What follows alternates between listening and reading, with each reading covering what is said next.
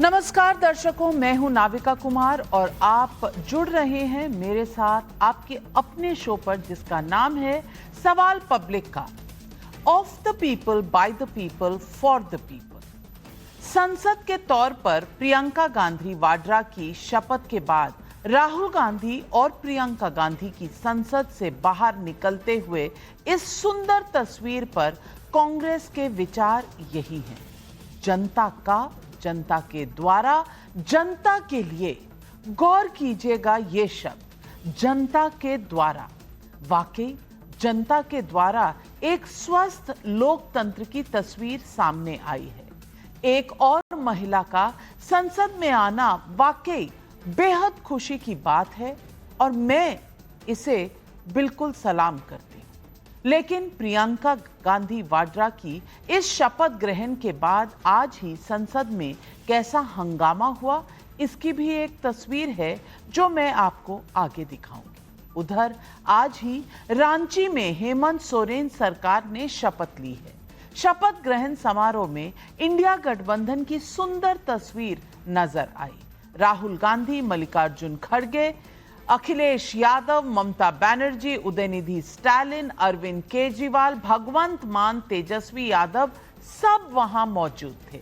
लेकिन जब ईवीएम से आए हुए इस लोकतंत्र के इस फैसले को नरेंद्र मोदी के खिलाफ जनता की आवाज बताया जा रहा है, तो ऐसे ही समय महाराष्ट्र के नतीजों पर शिवसेना उद्धव गुट के नेता संजय राउत ने महाराष्ट्र के नतीजों को लेकर सोशल मीडिया पर पोस्ट किया है, जिसका ईवीएम उसी की डेमोक्रेसी।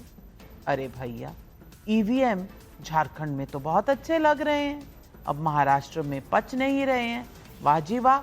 क्या झारखंड में ईवीएम ठीक थे लेकिन महाराष्ट्र में नहीं? केंद्रीय मंत्री गिरिराज सिंह ने हेमंत सोरेन की शपथ की तस्वीरें सोशल मीडिया पर पोस्ट करते हुए लिखा, क्या अब ईवीएम में दोष नहीं दिख रहा? इस बीच अजमेर दरगाह के महादेव मंदिर होने के दावे की अर्जी को लेकर कोर्ट में स्वीकार होने के बाद समाजवादी पार्टी के महासचिव रामगोपाल यादव का बयान है, छोटे छोटे जज बैठे हुए हैं जो इस देश में आग लगवाना चाहते हैं। असदुद्दीन ओवैसी का बयान है, नेहरू से लेकर जितने प्रधानमंत्री बने वो वहां पर चादर भिजवाते हैं। अब बताइए क्या करना चाह रहे हैं ये लोग? आखिर क्यों इतनी नफरत पैदा कर दी बीजेपी आरएसएस वाले मस्जिद दरगाहों के ताल्लुक से? प्रधानमंत्री नरेंद्र मोदी खुद चादर भिजवाते हैं, अब बताइए उस पर क्या बोलेंगे वो? ये सवाल असदुद्दीन ओवैसी का है। सवाल पब्लिक का आज है कि किसी कोर्ट में शुरू हुई प्रक्रिया पर विपक्ष ये अविश्वास क्यों जता रहा है? बात संविधान की, लेकिन जब हारें या जब कुछ मन मुताबिक ना हो तो देश की संस्थाओं पर सवाल, देश की व्यवस्थाओं पर प्रश्न चिन्ह। संसद से लेकर चुनाव आयोग और कोर्ट तक सबको कटघरे में खड़ा करने का रवैया आखिर ये क्या कहलाता है? विपक्ष के हाथों में संविधान, फिर क्यों देश की संस्थाओं पर ये तूफान? छोटे छोटे जज, संविधान पर अखिलेश ओवैसी का यही भरोसा है क्या? सवाल पब्लिक का आज यही है।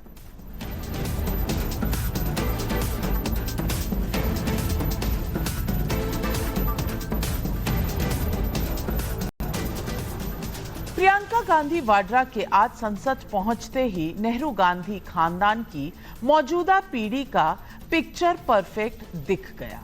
प्रियंका संसद में शपथ लेने आई तो मानो अपने भाई राहुल गांधी की राजनीति का पन्ना पढ़कर आई थी। उन्होंने हिंदी में शपथ ली और राहुल गांधी की ही तरह संविधान की लाल किताब हाथों से हवा में लहरा दी।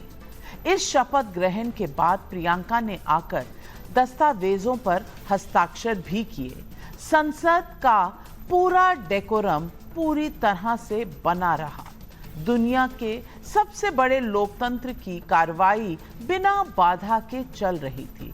लेकिन फिर क्या हुआ, आप खुद देख लीजिए। मैं प्रियंका गांधी वाड्रा जो लोकसभा की सदस्य निर्वाचित हुई हूं,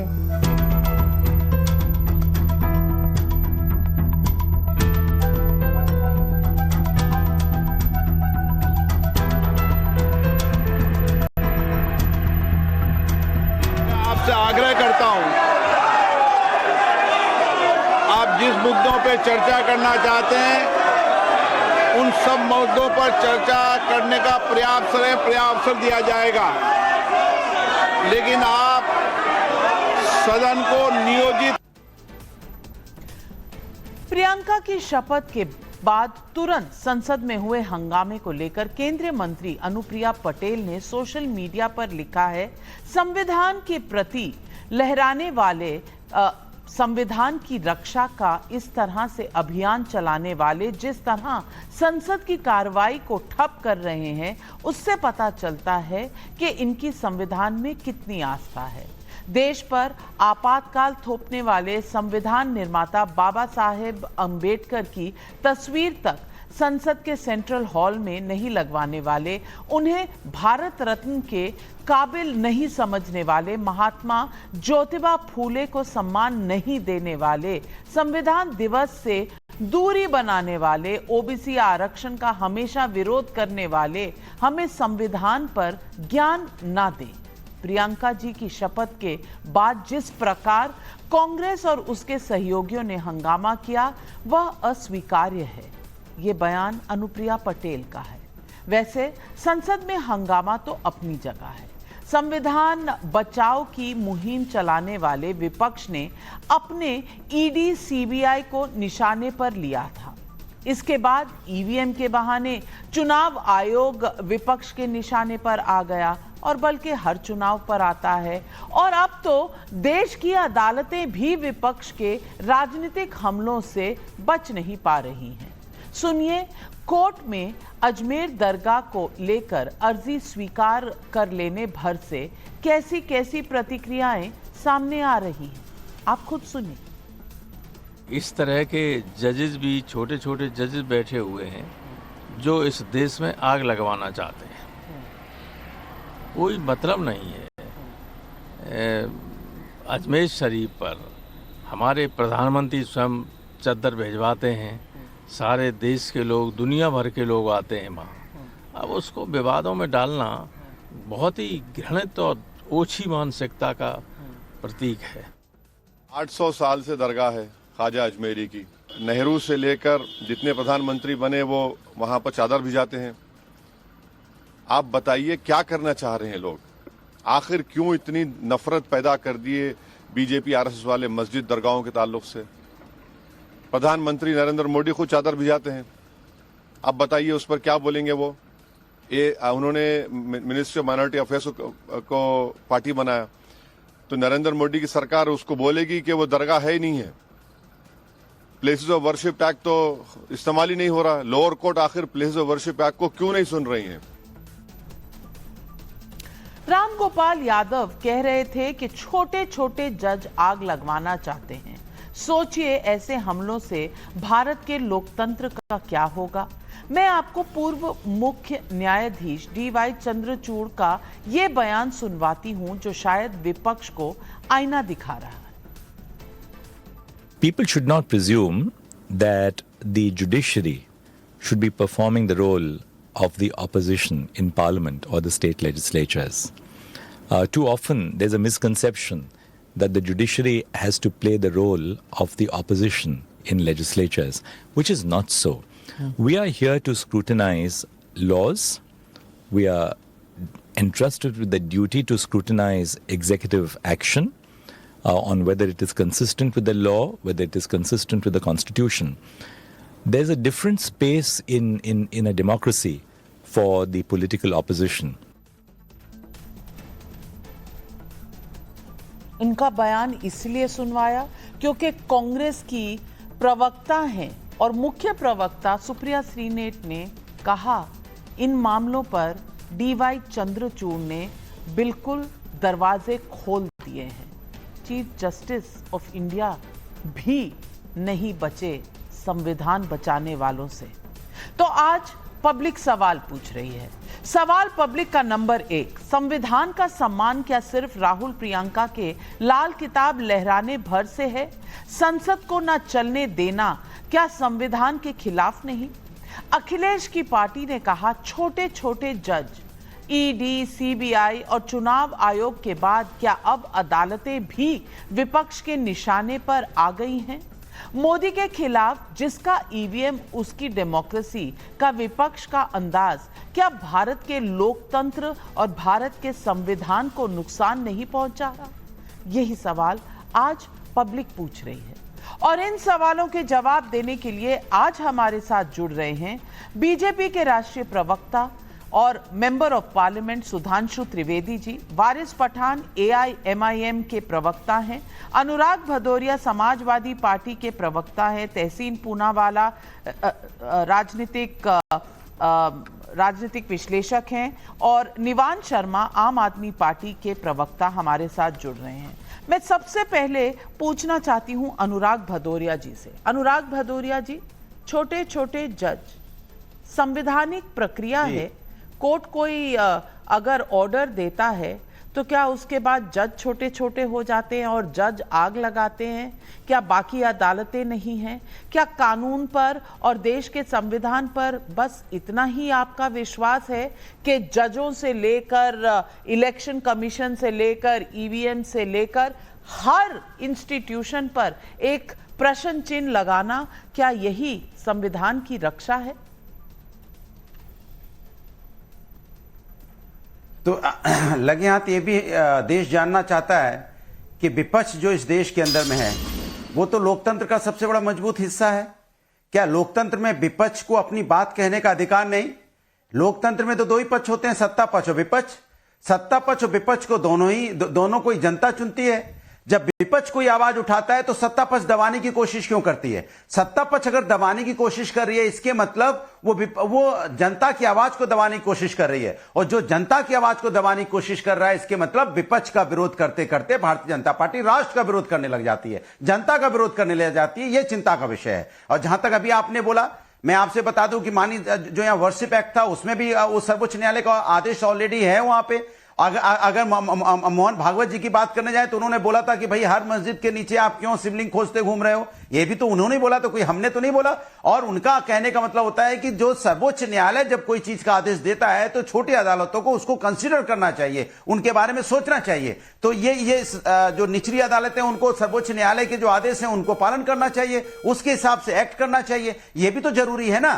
तीसरी बात मैं पूछना चाहता हूं कि हर सवाल विपक्ष से क्यों होगा? अगर महंगाई ज्यादा है तो विपक्ष जिम्मेदार होता है, बेरोजगारी ज्यादा तो विपक्ष जिम्मेदार होता है, बांग्लादेश और कनाडा में हिंदुओं पर अत्याचार हो रहा है जो जिम्मेदारी सरकार की है उसमें विपक्ष जिम्मेदार हो जाता है। अगर संसद ठीक से सुचारू रूप से आप नहीं चला पा रहे हो तो विपक्ष जिम्मेदार हो जाता है, क्योंकि संसद चलाने की जिम्मेदारी सरकार की होती है, सत्ता की होती है। आप बताइए, किसान परेशान होता है तो विपक्ष जिम्मेदार होता है, युवा रोड पे घूम रहा है तो विपक्ष जिम्मेदार है। सवाल ये उठता है कि हर बात पे आप विपक्ष को जिम्मेदारी ठहराना चाहते हो, इसके मतलब आप अपने ऊपर कोई जिम्मेदारी नहीं लेना चाहते। इसलिए कहते हैं ये सरकार जो है जनता के लिए नहीं है, ये सरकार सत्ता के लिए, उसे सत्ता चाहिए, किसी कीमत पे भी चाहिए। अगर कानून व्यवस्था फेल होती है तो भी विपक्ष जिम्मेदार। अरे मजेदार बात तो है नाविका जी, इस देश के अंदर में किसी भी प्रदेश में कानून व्यवस्था बनाए रखने की जिम्मेदारी उस प्रदेश की सरकार की होती है। अगर उस प्रदेश की सरकार कानून व्यवस्था बनाए रखने में फेल होती है तो विपक्ष की जिम्मेदारी, जैसे भी संभल में हुआ, उसके पहले बेचारा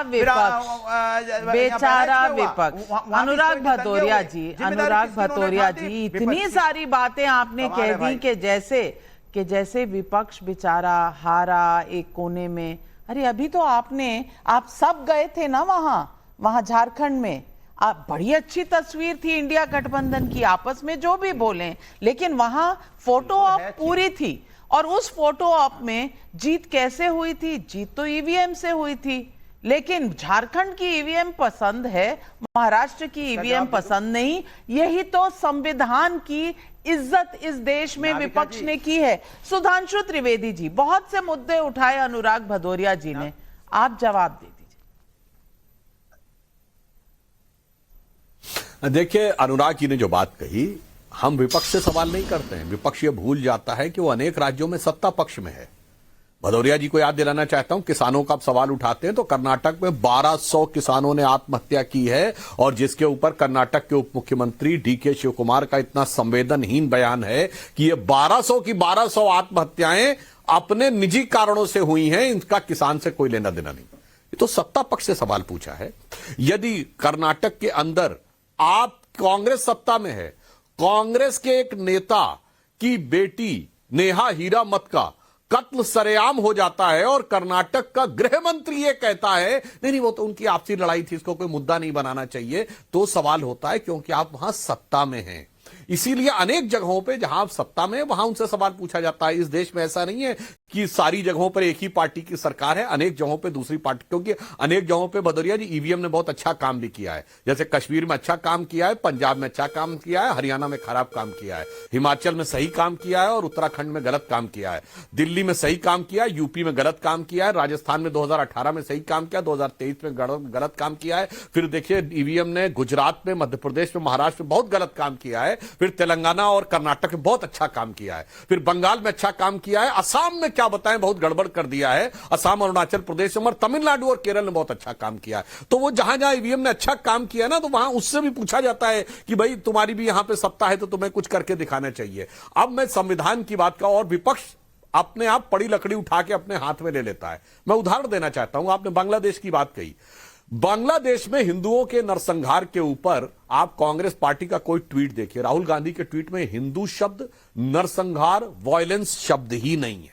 हां, जो उनका फिलिस्तीन और हमास और गाजा पे है कि ह्यूमैनिटी के अगेंस्ट में क्राइम हो रहा है, मगर बांग्लादेश में नहीं है। बस नॉर्मलसी होनी चाहिए, सिचुएशन रेस्टोर होनी चाहिए। डोनाल्ड ट्रंप कह देते हैं कि हिंदुओं का नरसंहार हो रहा है, मगर विपक्ष के मुंह से निकल जाए बांग्लादेश में, अरे ये कैसे हो सकता है। आज वहां इस्कॉन मंदिर के बिलो, नहीं वो सब, उस पर कुछ बोलने की जरूरत नहीं है। इसीलिए, और मैं अंत में एक बात कह दूं, जो प्लेसेस ऑफ वर्शिप एक्ट की बात भदौरिया जी ने कही, पहली बात टेक्निकल पोजीशन यह है कि प्लेसेस ऑफ वर्शिप एक्ट में यह कहा गया है कि किसी भी जगह का स्थान नहीं बदलेगा, स्वरूप नहीं बदलेगा, पर उसकी जांच नहीं होगी, ऐसा कोई रुकावट नहीं है। तो कानूनी तौर पर सर्वे होने में कोई रुकावट नहीं है। परंतु फिर भी मैं देश की करोड़ों जनता से कहना चाहता हूं, नाविका जी, जो लोग आपका टीवी देख रहे हो, कि हिंदुओं के लिए है places of worship act.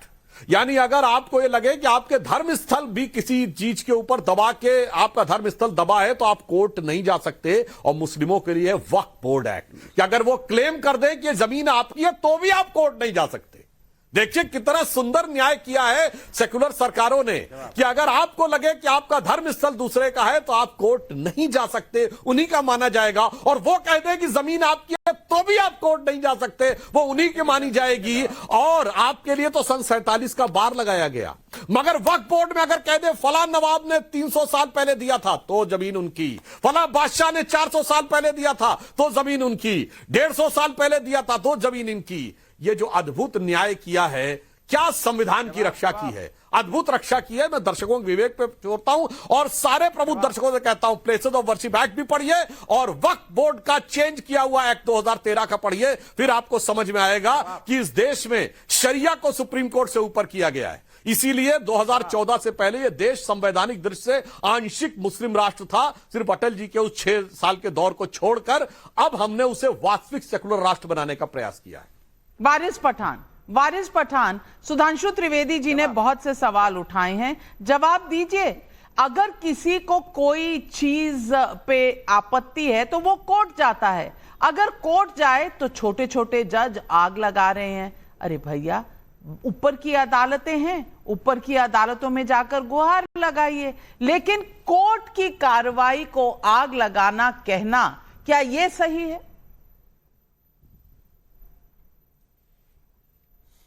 Navika जी, सुधांशु जी की मैंने बात सुना। सबसे पहले तो मैं सुधांशु जी से निवेदन करूंगा कि आप संविधान की तो बात करना ही छोड़ दीजिए। जिस चीज का आप पालन नहीं करते, जो संविधान हमको डॉक्टर बाबा साहेब अम्बेडकर ने दिया है, उस संविधान का तो आप पालन करते नहीं, उसकी तो धज्जियां उड़ाते, तो फिर उसकी दुहाई क्यों दे रहे हो आप? झूठी झूठी बात क्यों करते हो आप? आखिर उस संविधान को अगर हम मानते सुधांशु जी, तो आप तो राज्यसभा के मेंबर है, पार्लियामेंट के अंदर बैठते, उस संविधान की शपथ लेके आप गए। वहीं पर एक कानून पास हुआ था प्लेसेस ऑफ वर्शिप एक्ट, जिसका आपने जिक्र किया 1991 का। उसमें क्या लिखा था? 15 अगस्त 1947 तक के जितनी भी धार्मिक स्थल है उसका आप नेचर कैरेक्टर चेंज नहीं कर सकते। आप पूरे सर्वे कर सकते हैं। अरे ओरल ऑब्जर्वेशन है जज का, पर सर्वे क्यों करना है आपको? आपकी मानसिकता क्या है, आपकी मंशा क्या है, आपका इंटेंशन क्या है सर्वे कराने का? अगर कल को वारिस पठान बोल दे कि सुधांशु जी के घर के नीचे कुछ है, मुझे वहां पे खुदाई करना है, अलाउड करेंगे? वारिस पठान बोल दे कि भाई किसी मंदिर के नीचे कुछ है, मुझे जाके वहां पे करना है, खुदाई करने देंगे आप? मानसिकता क्या, आपका मंशा क्या, ये तो पूरा देश जान गया। इसीलिए अभी आपने नविका जी इतनी बड़ी बात कर दी। 800 साल पुरानी अजमेर शरीफ की दरगाह ख्वाजा अजमेरी की, जहां पर मैं समझता हूं कि जवाहरलाल नेहरू जो पहले प्रधानमंत्री थे वहां से लेकर आज के प्रधानमंत्री नरेंद्र मोदी तक जितने प्रधानमंत्री रहे सबने वहां की मान्यता रखी, वहां पे सम्मान दिया, वहां पे चादरें चढ़ाई। मगर अब इनको लगता है कि वहां पे जाके नीचे खुदाई करना है इनको। तो किस दिशा में देश को लेकर जाना चाहते हो? क्यों नफरत इतनी भरी है तुम्हारे दिलों में? क्यों बीजेपी और आरएसएस नफरत फैला के देश में हिंदू मुसलमान के बीच में एक आग लगाना चाहती है? मगर आपके खुद के सर संचालक, आपके बॉस वो मोहन भगवत बोल रहे हैं कि क्या जरूरत है मंदिरों में जाके, मस्जिदों में जाके आपको शिवलिंग ढूंढने की। उसकी बात भी आप नहीं सुनते। मगर मैं पूछना चाहूंगा, उन्हीं के इशारों पे तो सब हो रहा है। वारिस पठान, आप अफवाह फैला रहे हैं, आप अफवाह फैला रहे हैं। अजमेर में खोदने की, सर्वे करने की किसी ने इजाजत नहीं दी, अभी तो नोटिस हुआ है। आप क्यों अफवाह फैला रहे हैं? सर्वे की बात कर रहा हूं, सुनिए सुनिए सुनिए सुनिए। सर्वे क्यों करना चाहते हैं सर्वे ये लोग? चलिए बताइए मेरे को, क्या जरूरत है सर्वे करने की? क्या पूरे हिंदुस्तान की हर मस्जिद का सर्वे किया जाएगा? क्यों चाहते हैं लोग हर मस्जिद में जाकर ढूंढना मंदिर है या नहीं है? आपने अजमेर का नाम लिया तो अजमेर में सर्वे की कोई बात ही नहीं है। की बात करते हमने हमारा वजू खाना खो दिया। अरे भाई साहब, अरे नविका जी, हमारा वजू खाना मथुरा की जो मस्जिद थी वो तो सील करवा दिया ना इन लोगों ने, यही करके। तो फिर क्यों आए अपने सिद्धोवर्षी में? बाबरी मस्जिद के जजमेंट के टाइम में हमने कहा था कि ये पंडोराज बॉक्स खोल देगा। इस तरह की अगर बातें चलती रही तो कोई फायदा नहीं होगा, पूरे देश के अंदर आगजनी मच जाएगी, हिंदू मुसलमानों के बीच में दरार पैदा हो जाएगी। और बीजेपी वही कर रही है, एक सोची समझी साजिश के तहत ये हो रहा है। आपने कहा वजू खाना खोया है, स्टेटस को मेंटेन हुआ है, सुप्रीम कोर्ट ने स्टेटस को दिया हुआ है, वहां वजू खाना ना किसी ने पाया है ना किसी ने खोया है। लेकिन वारिस पठान, दो अफवाह आपके ओपनिंग रिमार्क्स में, दो अफवाहें सामने निकल कर आई हैं। सुधांशु त्रिवेदी जी जवाब दीजिए, क्या एक के बाद एक मिथ्या फैलाई जा रही है? देखिए, त्रिवेदी सक्षम है जवाब देने के लिए, अगर अफवाह है तो जवाब देंगे। देखिए कितनी मजेदार बात यह है कि एक वकील बोल रहा है। अब बता रहा हूं वारिस पठान साहब, पता था कि ऑर्डर आपके फेवर में आएगा। 6:30 बजे आपने जाके सर्वे करवा दिया। अब हमने टाइम पे बोलिए, बहुत हो गया साहब। आप एक तरफा तकरीर मत करिए, ये डिबेट हो रही है, सबको बोलने का मौका दीजिए। जी बोलिए सुधांशु जी। जान लेनी 6 मुसलमानों की। अब देखिए जवाब देता हूं। देखिए नाविका जी, लग ही नहीं रहा है कि एक वकील बोल रहा है।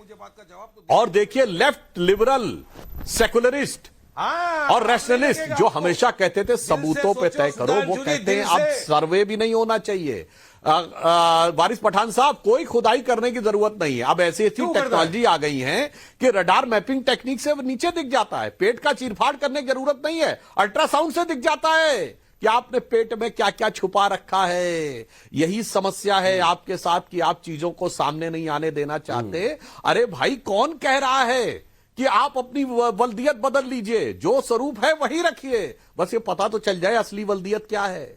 यहां समस्या यह महोदय कि अब नई नई टेक्नोलॉजी आती चली जा रही है। खुदाई पे तो आप पता कराने में लोगों की जान ले लेंगे के ऊपर, जब पता कराने में लोगों की जान ले लेंगे, मुसलमानों को मार डालेंगे, तो बगैर खुदाई के पता लग गया। चिंता मत करिए, कुछ समय में ऐसी टेक्नोलॉजी भी आ जाएगी कि सैटेलाइट से भी पता लग जाएगा नीचे क्या है, ड्रोन से पता लग जाएगा नीचे क्या है। चिंता मत करिए मेरे भाई। जैसे 40 साल पहले कौन किसका बाप है ये यकीनी मामला था, डीएनए टेस्ट से चंद दिनों में पता लगता है। और नाविका जी, ऑन द लाइटर नोट में कहूंगा, इनको दर्द इस बात का हो रहा है कि अंततः अगर सर्वे, जांच और साइंटिफिक जांच हो गई तो, ऑन द लाइटर नोट कहता हूं, पुरानी फिल्म थी ना कि अमर अकबर एंथोनी, अमिताभ बच्चन और ऋषि कपूर और विनोद खन्ना जी की, आखिर में अमर अकबर एंथोनी तीनों का बाप किशन लाल ही निकला था। तो आखिर में इनको इस बात का डर है कि सब कुछ किशन लाल का ना निकल जाए, इसलिए पेट में दर्द हो रहा है। मेरे भाई, मैं तो ईमानदारी से कहना चाहता हूं, और बातें ऐसे नहीं कि कोई दावा कर देगा कि जाके मैं अब खुदाई समझ में आई। महोदय सुनिए, काशी में इसके डॉक्यूमेंट्री एविडेंस अवेलेबल हैं। सुनिए, फतवाए आलमगीरी अब मैं हेरा फेरी पिक्चर की बात करता हूं आपके सामने। औरंगजेब ने हमारा की बात की ना, एक पिक्चर आई थी हेरा फेरी। हेरा फेरी में क्या हुआ था? जो तेरा है वो मेरा है, जो मेरा है मेरा ही रहेगा। और उसके बाद उन गवर्नमेंट ऑर्डर्स का प्रूफ है, फिर बीच में डिस्टर्ब करने लगे। जैसे ही अनकंफर्टेबल फैक्ट आया, क्या करें, मजबूरी है, क्योंकि ये देश अरे आपने हमारा अकबर एंटोनी की बात की, मैं हेरा फेरी की बात कर रहा हूं, जो बीजेपी मास्टर है मुसलमीन, हेरा फेरी करने में। मजलिस इत्तेहादुल मुसलमीन जो देश की सबसे सेकुलर पार्टी है, उसका प्रवक्ता लॉयर होकर यह कहता है ना किताब देखी जानी चाहिए, ना गवर्नमेंट ऑर्डर देखा जाना चाहिए, ना सबूत देखा जाना चाहिए, ना जांच होनी चाहिए, और उसके बाद जो है वो मान लिया जाना चाहिए। हम तो कह रहे हैं सिर्फ जांच हो जाने दो, काहे घबराते हो, मगर सुनिए, संविधान की बात कर रहा है, प्लेसेस ऑफ वर्शिप एक्ट की बात कर रहा है, जो मगर जो टेक्नोलॉजी आगे बढ़ती जा रही है, संविधान की शपथ लेकर बैठा हुआ चला जा रहा है। वो बोलता मैं नहीं मानूंगा प्लेसेस ऑफ वर्शिप एक्ट, वो बोलता मैं मेरी आस्था की बुनियाद पे काम करूंगा। शर्मनाक बात है। आपकी जो भी दलील है आप कोर्ट में रख सकते हैं वारिस पठान जी, पर आपने एक बात का जवाब नहीं दिया। वारिस पठान जी, सुधांशु त्रिवेदी जी ने एक बात उठाई थी, उसका जवाब आपने नहीं दिया। प्लेसेस ऑफ वर्शिप एक्ट में आपने 1947 का कट ऑफ डेट लगा दिया, लेकिन वक्फ बोर्ड तो कितने सेंचुरीज पुराना का भी लैंड ले सकता है, इसका जवाब दीजिए ना। सर्वोच्च न्यायालय के निर्णय के बाद वहां राम मंदिर है कि बाबरी मस्जिद है, बोलिए। गलत गलत गलत, ऐसा किसी का भी लैंड कोई नहीं ले सकता। जो जमीन है उसका गैजेट होता है, गैजेट के बाद वो जमीन को वक्फ डिक्लेयर किया जाता है, पेपर में एडवर्टाइजमेंट होता है, उसके बाद वो वक्फ होती है। यही तो आप लोग झूठा भरम फैला फैला के रोज रात को 8 बजे पब्लिक को गुमराह कर रहे हो। और हमारी वक्फ की जो जमीन है, हमारे मदरसे, मस्जिदें, हमारे ऑर्फनेज सब खा जाना चाहते हैं बीजेपी, सुधांशु त्रिवेदी की पार्टी, या आरएसएस, सब क्या बात कर रहे हैं, सब जपत कर, क्या बात कर रहे हैं। वाराणसी में 118 साल पुराने कॉलेज को वक्फ की प्रॉपर्टी कह दिया है। एक वाराणसी की बात सुधांशु त्रिवेदी जी, वो वारिस पठान को नहीं दिखती? जो वक्फ की है वक्फ की है, अभी जो वक्फ की जमीन है वक्फ की जमीन है। यही तो मैं बोल रहा हूँ, ये हेरा फेरी पिक्चर नाविका जी नहीं है। हमारा है, तुम्हारा भी हमारा है, नहीं चलेगा। कानून है, वक्फ एक्ट अभी तक एग्जिस्टेंस में है ना वक्फ एक्ट। आपको अमेंडमेंट लाने की क्या जरूरत है? क्यों चाहते हो कि आप कलेक्टर के हाथ में सब छोड़ देंगे, डीएम के हाथ में सब छोड़ देंगे, और मुसलमानों के वक्फ के बोर्ड के अंदर हम नॉन मुस्लिम को डालेंगे? क्या कोई हिंदू एंडोमेंट बोर्ड के अंदर कोई मुस्लिम आ सकता है? नहीं आ सकता है। तो धांधली दादागिरी नहीं चलेगा सुधांशु जी। इसलिए मैं आपको बार बार बोल रहा हूं, आप संविधान की शपथ लिए हो, आपने राज्यसभा के एमपी बने हो, आप क्यों नहीं मानते संविधान को? क्यों रोज धज्जियां उड़ाते हो आप उसकी? अफसोस होता है कि इतना बड़ा सुधांशु त्रिवेदी जैसा आदमी संविधान नहीं मानेंगे। सुधांशु जी जवाब दीजिए, तहसीन भाई आ रही हूं। सुधांशु जी जवाब दीजिए। जो आएगा दिन में करेंगे, सर्वे एक मिनट ड्रोन से करेंगे। वारिस पठान साहब हो गया भाई, आप तो लगातार बोलते चले जाते भाई, फिर गोलियां दूसरे का भी वक्त का इंतजार करिए।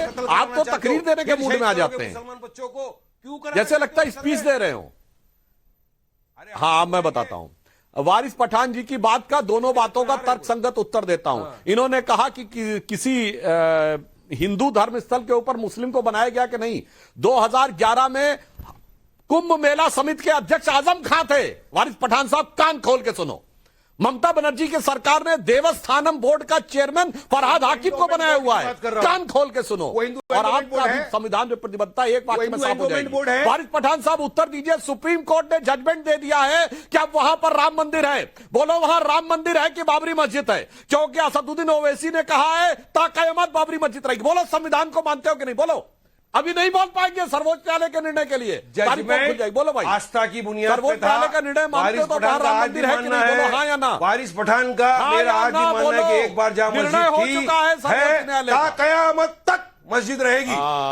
वारिस पठान का मानना है, मेरा मानना, supreme court is supreme but not infallible. Supreme court के रिटायर्ड जस्टिस वर्मा साहब ने कहा था, आप संविधान का मामला नहीं है, आप वारिस पठान का मामला है, अब सुप्रीम कोर्ट का मामला नहीं है। यानी कि लाल किताब बस लाल किताब बन के रह गई। और तहसीन पूनावाला, मैं सिर्फ यही पूछना चाहती हूं, क्या संविधान की कॉपी सिर्फ एक प्रॉप है? लगा दीजिए तस्वीरें खिंचवाने के लिए, और उसके बाद संविधान से ना मतलब ना कोई बातचीत। ईवीएम पर जीती हुई झारखंड में सब लोग जाएंगे फोटो ऑप के लिए, लेकिन सवाल उठाएंगे महाराष्ट्र पर, हरियाणा पर, क्योंकि वो आपके मुताबिक नहीं हुआ। लोअर कोर्ट में जो छोटे छोटे जजेस हैं वो आग लगाते हैं, इलेक्शन कमीशन आग लगाता है। क्यों? क्योंकि हर चीज आपकी मन मुताबिक अगर नहीं होता तो सब खराब है। मैं पूछना चाहती हूं, आज प्रियंका गांधी वाड्रा ले रही थी ओथ, अच्छी बात है, वो आई हैं पार्लियामेंट में, और एक महिला का आना बहुत बड़ा दिन होता है। लेकिन उसके बाद संविधान से देश का पार्लियामेंट नहीं चलेगा, संसद नहीं चलेगी। इस देश के लोगों ने, जिन्होंने चुनकर आपको वहां भेजा है, उनकी समस्याएं नहीं उठेंगी। उठेगा तो सिर्फ हर कोई अपने हिसाब से अपने काम की बात, अपना ओथ लिया और उसके बाद हो हल्ला, कोई और काम नहीं। यह होता है संविधान की तरफ आपकी मान्यता। नाविका जी, आपके शो में शिरकत करने का मौका मिला तो आपका शुक्रगुजार हूं। आपने 2-3 चीजों को जोड़कर क्योंकि बात की, 2-3 चीजों का संक्षेप में जवाब दे दूंगा। सबसे पहले आपने माननीय प्रियंका गांधी वाड्रा जी की बात की, शुभकामनाएं देते हुए आपने कहा कि पार्लियामेंट को डिस्टर्ब क्यों किया गया उसके बाद, और ये संविधान के खिलाफ है। वही संविधान के खिलाफ स्वर्गवासी अरुण जेटली जी और सुषमा स्वराज जी थे। अरुण जेटली जी ने स्वयं आपको कहा था कि पार्लियामेंट को डिसरप्ट करना ऑपोजिशन का राइट है। अब मैं आता हूं दूसरे सवाल के ऊपर। सरकार पहली बार बहुमत में होने के बाद डिस्कशन से भाग रही, लेकिन आपने, सुधांशु जी ने बात की अमर अकबर एंटनी की, मैं उस पर पहुंचता हूं। ईवीएम की बात करते, कोई ईवीएम पे प्रश्न नहीं उठा रहा, लेकिन ये प्रश्न तो उठेगा ना कि जब भी ईवीएम में एक्स्ट्रा वोट्स आते, वो एक्स्ट्रा वोट हमेशा कमल की क्यों आते? पहली बात। दूसरी बात, मान लेते कि महाराष्ट्र के अंदर 5 बजे जब वोटिंग खत्म हुआ और जिस दिन वोटिंग काउंटिंग शुरू हुआ, वहां पे 7% का इजाफा कैसे हुआ? 75 लाख वोट्स कैसे पोल हुए? और अगर इलेक्शन कमीशन से कहा जाता है कि 75 लाख लोग अगर उस वक्त पोलिंग बूथ में थे, उनका वीडियोग्राफी बता दो जो इलेक्शन कमीशन के गाइडलाइंस में, तो उसमें हम संविधान के खिलाफ होंगे। तीसरी बात से मैं अपनी बात समाप्त करता हूं अमर अकबर एंटनी की बात से। देखिए, मैं आपके दर्शकों को एक बात कह रहा हूं, भाजपा अपने जो एक पिटीशन लगा रही है, इसमें जो लोग गुजर रहे हैं, मर रहे हैं, शहीद हो रहे हैं, चाहे वो राम गोपाल मिश्रा जी हो बहराइच में, चाहे वो गरीब हो संभल में, ये सारे गरीब है। एक भी भाजपा का नेता, एक भी कोई और पक्ष का नेता का बेटा नहीं मरता है। अगर धर्म और कौम खतरे में, इनके बच्चे क्यों नहीं आते पत्थर उठाने को? इनके बच्चों पर गोली क्यों नहीं चलती? क्योंकि भाजपा का इस पे सियासी फायदा हो रहा है। अजमेर शरीफ को भी आप कहना चाहते हो कि उसमें भी आप पिटीशन चाहते हो, लगाइए। माननीय प्रधानमंत्री जी की मिनिस्ट्री उसके अंदर मैं सुधार देती हूं आपका सवाल। भाजपा का नेता नहीं, किसी भी नेता का बच्चा नहीं होता, सिर्फ गरीबों के बच्चे होते हैं। नहीं, भाजपा नेता मत कहिए, किसी भी नेता का बच्चा नहीं होता। और इसीलिए हर राजनीतिक दल को यह सोचना चाहिए। लेकिन सुधांशु जी, सवाल अनेक, जवाब दीजिए। अब मैं तहसीन भाई की बात का जवाब देता हूं, दोनों बातों का। पहली बात, इन्होंने पोलिंग बूथ की बात कही। तहसीन भाई, आपको पता होना चाहिए, हर पोलिंग बूथ पर हर उम्मीदवार का एक पोलिंग एजेंट बैठा हुआ होता है, और उस समय शाम का समय खत्म होने तक कितने लोग लाइन में आए, वो सारे उम्मीदवारों के पोलिंग एजेंट देख रहे होते हैं। कितनी जगह आपत्ति दर्ज की थी? बता के जाइए ना, उस दिन कितने लोगों ने आपत्ति दर्ज की थी? बताता हूं। और रही बात इसकी वीडियो बनाने की बात, तो तहसीन भाई भूल जाते हैं कि आज के जमाने में तो सबके हाथ में मोबाइल है, और पोलिंग बूथ के बाहर तो कोई भी वीडियो बना सकता है कि कितनी बड़ी लाइन थी, कितने वीडियो बनाए थे, और उन वीडियो के साथ कितनी शिकायतें की गई। यही समस्या है कि जब हार जाओ उसके बाद हल्ला मचाने का प्रयास करना। अब रही बात इसकी कि जो आपने बिल्कुल टेक्निकल बात कही, मैं उसके टेक्निकल जवाब देता हूं। काउंटिंग के समय भी काउंटिंग एजेंट हर उसका होता है, और चुनाव आयोग जिस दिन चुनाव सील की जाती है, उस समय हर पोलिंग एजेंट को कितने वोट पड़े हैं यह बाकायदा साइन करवा के फॉर्म दिया जाता है। इसलिए इस प्रकार का भ्रम पैदा करना, भ्रम उत्पन्न करने का प्रयास ठीक नहीं है, मेरे विचार से यह करना चाहिए। दूसरा मुझे राइट टू रिप्लाई देना। हाँ, आप सुनिए। हाँ, तो सुनिए तो मैं। और जो आप ये कहने का प्रयास करते हैं कि किसी भी प्रकार से किसी का नेता का बेटा, तो मैं बताना चाहता हूं राजनीति क्या होती है। महाराष्ट्र का चुनाव हुआ है ना, और अभी 26 नवंबर गुजरा है। 26/11 में जो सैकड़ों लोग मारे गए थे, वो तो बड़े अमीर परिवारों के थे ना, गरीब के बच्चे तो थे नहीं। और तुकाराम आमले जैसे जो महाराष्ट्र पुलिस के सिपाही मारे गए थे, वो भी नॉर्मल नहीं थे, वो तो नॉर्मल, वो तो बड़े लोग थे। उसके बाद शर्मसार करने वाली बात क्या होती कि भारत की सेना बड़ी कार्रवाई करने के लिए तैयार थी, मगर मनमोहन सिंह की सरकार ने कार्रवाई नहीं की क्योंकि उसे लग रहा था कि पाकिस्तान पे होने वाली कार्रवाई से बीजेपी को लाभ ना हो। और यह बात बैरक ओबामा ने अपनी किताब द प्रॉमिस लैंड में 2010 की अपनी विजिट में मनमोहन सिंह जी से बातचीत के आधार पर लिखी है। और राहुल गांधी के बारे में यह टिप्पणी की है बैरक ओबामा ने कि वो उस बच्चे की तरह है जो स्मार्ट बनने की कोशिश तो करता है पर वास्तविकता में उतना समझदार होता नहीं है। बैरक ओबामा पे जाके आप लोगों को मुकदमा करना चाहिए। यह दूध का दूध पानी का पानी कर जाता। और इससे ज्यादा नाइंसाफी क्या हो सकती है कि आपकी सरकार कहती थी 26/11 लश्कर तैयबा ने कराया और आपके बड़े नेता दिग्विजय सिंह कहते थे कि वो आरएसएस ने कराया। ये जो मौतों पे सियासत करते थे, सैकड़ों मौतों पे सियासत, वो तो नफे नुकसान के लिए नहीं थी, वो तो सेकुलरिज्म के लिए थी। और बाकी तो मैं छोड़ता हूं, एक लाइन बोलता हूं, सारे दर्शक याद करिए, वेडनेसडे एक फिल्म थी इनके जमाने में आई थी जिसमें नसीरुद्दीन शाह बने थे और वो एक आम आदमी का रोल करते हैं। और वो कहते हैं कि जब आदमी निकलता था तो हर 2 घंटे पे उसकी पत्नी उससे फोन करके पूछती ऑफिस पहुंच गए कि नहीं, चाय पी ली कि नहीं, खाना खाया कि नहीं। तो उसमें वो कहता है वो हर 2 घंटे बाद इसलिए फोन नहीं कर रही है कि वो जानना चाहती तुमने चाय पी कि नहीं और खाना खाया कि नहीं, वो जानना चाहती है कि तुम जिंदा हो कि नहीं। यह आपका दौर वो था कि जब चलती ट्रेन में धमाके, चलती बस में धमाके और रेलवे स्टेशन पे धमाके, पार्कों में धमाके, तो उसमें यह डायलॉग है कि आदमी निकलता है तो लगता जंग पे जा रहा है, वापस आएगा नहीं। उन जानों की तो कोई कीमत नहीं थी जो हमारे आने के बाद सारा का सारा ठीक और हो गया। 1984 के भी दंगे इस शहर ने देखे हैं, तहसीन पूनावाला, उसमें मरने वाले और उसमें नाम आने वाले कांग्रेस के नेता जरूर थे, मरने वालों में नहीं थे।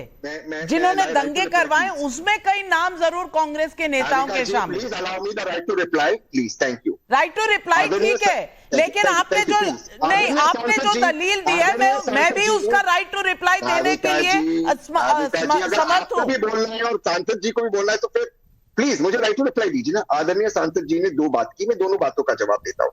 एक, उन्होंने मेरे सूबे महाराष्ट्र के बारे में, मेरे महाराष्ट्र पुलिस के तुकाराम ओमले जी के बारे में बोला। मेरे व्यक्तिगत मित्र हेमंत करकरे जी भी शहीद हुए थे। आपके बीजेपी की एमपी प्रज्ञा ठाकुर ने कहा था उनको श्राप से मारा गया था। मैं उस पर नहीं जाना चाहता हूं क्या क्या करतूतें भाजपा ने उस वक्त की थी। वो आज की डिबेट का मुद्दा नहीं है तहसीन जी, पॉइंटेड सवाल का जवाब दीजिए क्योंकि आम आदमी पार्टी के यहाँ नुमाइंदे बैठे, उन्होंने बोला नहीं है। आपके पास 30 सेकंड का वक्त है। नाविका जी, ये बहुत अनफेयर है कि वो उस मुद्दे पर चले जाए, जब हम रिप्लाई देते तो आप हमें रोकते हैं। It's not fair. प्लीज मैं ईवीएम के मुद्दे पर बात करता हूं। लोकसभा में 537 कॉन्स्टिट्यूएंसीज में वोटिंग और ईवीएम का मिसमैच है, सीक फॉर्म और ईवीएम का और वो एक्चुअल वोटिंग परसेंटेज का। और आप मुझे आदरणीय सुधांशु जी बता दीजिए कोई और चुनाव जिसमें 7% करीबन 75 लाख वोट बढ़े हो 5 बजे के बाद, वोट खोलने के बाद।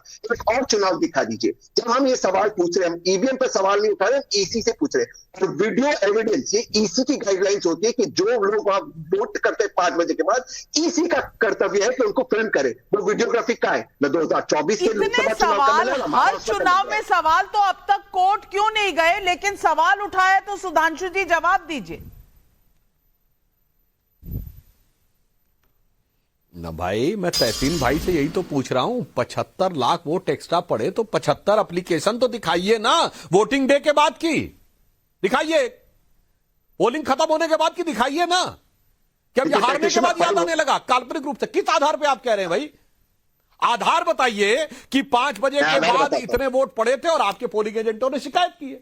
75 लाख पड़े तो 75 100 तो होनी चाहिए ना शिकायत। कम से कम एक बूथ पे 1000 वोट होते हैं, इससे कम तो होते नहीं है, तो कम से कम 7,500 शिकायतें होनी चाहिए। आज तक एक भी ऐसा किसी ना कोर्ट में ना इलेक्शन कमीशन में कोई कंप्लेंट गया है। लेकिन निवान शर्मा जी मैं आपसे पूछना चाहती हूं, कोर्ट कुछ कहे तो दिक्कत, अगर इलेक्शन कमीशन कुछ कहे तो दिक्कत, अगर कोर्ट से ऑर्डर हो कि भाई नोटिस दिया है तो वहां पर कह देना कि भाई आप तो हर चीज खोदने वाले हैं, सर्वे कराने वाले हैं। मैं पूछना चाहती हूं, इन अफवाहों की कोई लिमिट है या नहीं, या संविधान की कॉपी सिर्फ लहराने की बात है?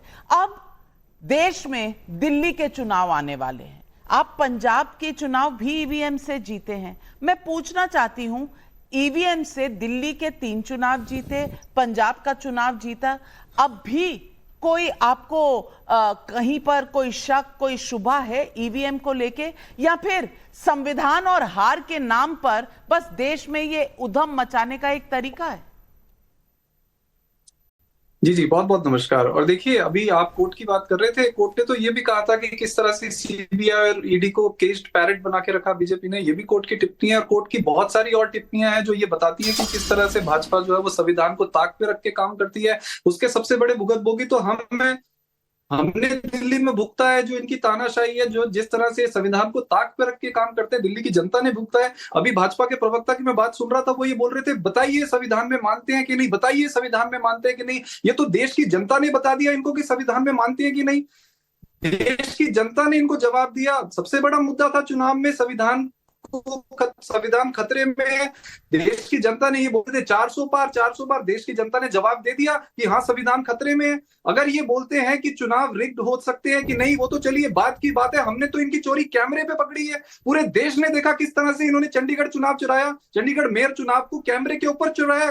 कोर्ट को बोलना पड़ा कि आप कोई डेमोक्रेसी की हत्या कर रहे हैं आप, उस पर इनके पास कोई जवाब नहीं है। जब ये कैमरे पर सरेआम चोरी कर सकते हैं तो क्या ये पीछे से चोरी नहीं कर सकते? इनकी नीयत पे शक है हमें। दूसरी बात, इन्होंने बोला कि किसानों के लिए, अभी किसानों की बात कर रहे थे, ये वो पार्टी है जिसने किसानों के ऊपर एनएसए लगाई हमारे देश में।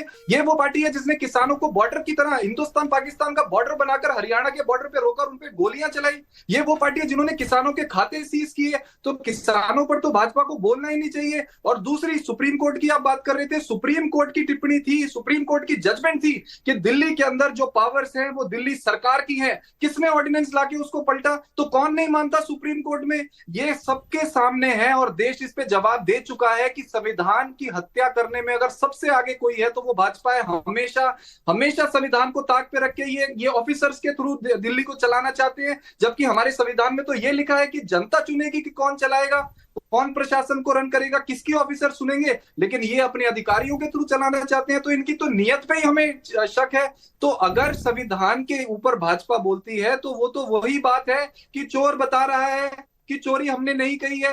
वो तो हर चोर यही बोलता है कि हमने चोरी नहीं करी। बड़े सवाल सुधांशु त्रिवेदी जी जवाब दें, पब्लिक के बहुत से सवाल हैं, लेकिन पहले सुधांशु त्रिवेदी जी। निवान जी का मैं कम बार उत्तर देता हूं। निवान जी, आपको शायद याद नहीं रहा कि सुप्रीम कोर्ट ने जिस मामले में सीबीआई को केस्ड पैरेट कहा था, वो कोयला घोटाले में यूपीए सरकार के समय, जब वो ये कहा गया था कि जो हलफनामा सीबीआई देगी उसको कोई पॉलिटिकल एग्जीक्यूटिव नहीं देखेगा, और सरकार ने हलफनामा दिया। बाद में सीबीआई ने कहा कि पीएमओ के अधिकारियों ने बुला के देखा था, जिसपे आपकी पार्टी 1.5 गज की जबान निकाल के उस समय कहती थी कि कांग्रेस भ्रष्ट है, जिसके साथ आज आप गलबैया कर रहे हैं। उसमें कहा था, हमारी सरकार के लिए नहीं कहा था। अब दूसरी बात जो आपने कहा, ईवीएम में अगर देखा जाए तो आम आदमी पार्टी को 70 में 67 सीटें प्राप्त हुई हैं। भारत के इतिहास में किसी पार्टी को 67 और 63 सीटें इतनी कभी नहीं प्राप्त हुई। तो शायद ईवीएम सही काम कर रही थी, अब ईवीएम गलत काम कर रही है। अब दूसरी बात आपसे कहना चाहता हूं, जो आपने ये बात कही कि किस प्रकार से आप लोग संविधान की इज्जत करते हैं, तो देखिए कैसे संगति का असर आता है। आज आपकी मुख्यमंत्री आतिशी जी क्या कहती हैं? असली मुख्यमंत्री केजरीवाल है। तो ये जनता ने चुना है असली मुख्यमंत्री कि ये जो चुनी गई है ये संविधान सम्मत है। ये बयान संविधान के लिए खतरा है कि नहीं? ठीक वही कांग्रेस पार्टी जो कहती थी कि मनमोहन सिंह प्रधानमंत्री थे मगर असली प्रधानमंत्री कोई और था। दोनों पार्टियों का कैरेक्टर देख लीजिए। संविधान ये कहता है कि जिसने शपथ ली वो मुख्यमंत्री है, मगर यहां शपथ लेने वाला व्यक्ति जिसको बहुमत से विधायक चुन रहे हैं वो कह रहा है कि असली मुख्यमंत्री कोई और है। इसलिए दोनों स्थितियों के ऊपर आपकी बात एकदम दूध का दूध पानी की पानी की तरह हो जाती है कि आप संविधान की कितना वास्तविक अर्थों में सम्मान करते हैं। और दूसरी बात, वो सारी बातें छोड़ दीजिए कि जिस जमाने में आप कहा करते थे, आपने पंजाब की बात कही, आपकी सरकार आई नहीं कि वहां हत्याओं का सिलसिला शुरू हो गया। बस एक ही बात याद दिलाना चाहता हूं, जो पार्टी कहती थी हम सिक्योरिटी नहीं लेंगे, बंगला नहीं लेंगे, गाड़ी नहीं लेंगे, आज पंजाब के मुख्यमंत्री की में 36 गाड़ियों का लश्कर जर्रार चलता है, जो कैप्टन अमरिंदर सिंह और प्रकाश सिंह बादल के फ्लीट से ज्यादा बड़ा है। मैं उसको गलत नहीं मानता, पंजाब के मुख्यमंत्री की सिक्योरिटी की जरूरत है, मगर फिर एक बात कहिए कि केजरीवाल जी जो ये बातें बोलते थे कि सिक्योरिटी नहीं लूंगा, वो बचकाना था या शातिराना था, ये बता दीजिए।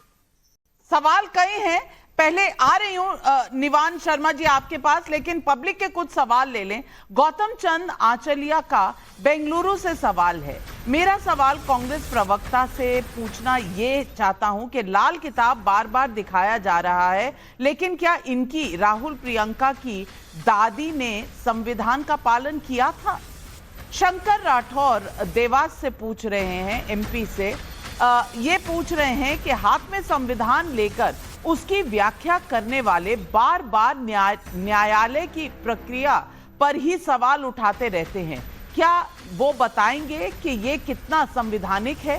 संजय प्रजापति मुंबई से पूछ रहे हैं, कहते हैं कि संविधान से स्वस्थ लोकतंत्र कायम होता है, लेकिन उसी संविधान की बनाई व्यवस्था पर बार बार सवाल उठाकर विपक्ष कहना क्या चाहता है? पवन कुमार का राजस्थान से सवाल है, ये लोग बोलते हैं कि हमारी 800 साल पुरानी दरगाह है, लेकिन 1500 साल पुराना मंदिर वक्फ का भी हो गया। अरे भाई, जांच हो जाने दो, दूध का दूध पानी का पानी क्यों नहीं होने देते ये लोग? अंजनी कुमार शर्मा का इंदौर मध्य प्रदेश से सवाल है, रामगोपाल यादव जी को शायद मालूम नहीं कि माननीय न्यायालय के न्यायाधीश छोटे नहीं होते, वे पंच परमेश्वर हैं, ये लोग संविधान का इतना अपमान क्यों करते हैं? ये पब्लिक कह रही है। और मैं पूछना चाहती हूं अनुराग भदौरिया जी, पब्लिक जब कहती है तो सुनना चाहिए, और पब्लिक जो कहती है उसका सार सिर्फ इतना है कि ये संविधान मात्र एक जुमला नहीं है, संविधान बचाओ मात्र एक जुमला नहीं है, संविधान मात्र एक किताब नहीं है, संविधान इस देश की आत्मा है, संविधान इस देश को एकजुट रखता है, संविधान का तिरस्कार इस देश की आत्मा का तिरस्कार है। ये बात राजनीतिक दल क्यों नहीं समझते? यही सवाल आज पब्लिक पूछ रही। आज बस इतना ही। अपने तमाम पैनलिस्ट से लेती हूं इजाजत, सबका धन्यवाद करती हूं। बस नमस्कार दर्शकों।